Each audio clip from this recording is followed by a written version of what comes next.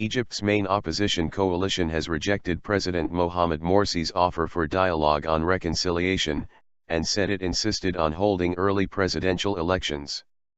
A statement by the National Salvation Front, an umbrella of opposition groups, read by Reform leader Mohamed El Baradei, said on Thursday that Morsi's 2-hour speech reflected a clear inability to acknowledge the difficult conditions in Egypt. Morsi spoke late on Wednesday ahead of opposition plans for street rallies on June 30, aimed at forcing him from office.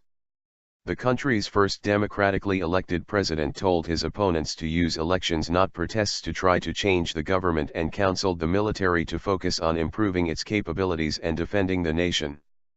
Morsi also warned that the army would intervene if protesters used violence. Showdown. However, El Baradei said nothing will change our determination to go out on June 30 everywhere in Egypt. The country is now braced for a showdown in the streets after Morsi's speech failed to satisfy his opponents' demands. Days of brawling between Morsi supporters and his rivals have already left several dead and scores injured, and the planned mass rallies raise the risk of bigger clashes that the army has warned could prompt it to take command again.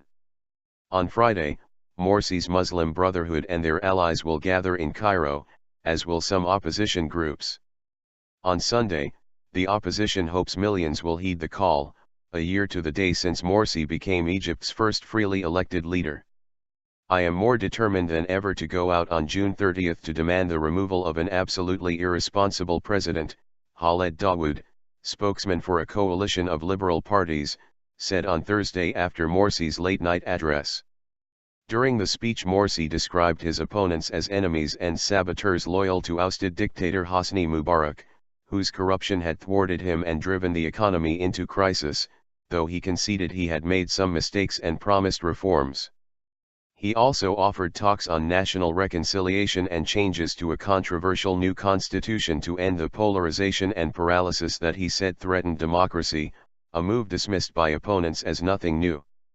Our demand was early presidential elections, and since that was not addressed anywhere in the speech, then our response will be on the streets on June 30, said Mahmoud Badr, the journalist behind a petition which has garnered millions of signatures calling on Morsi to quit.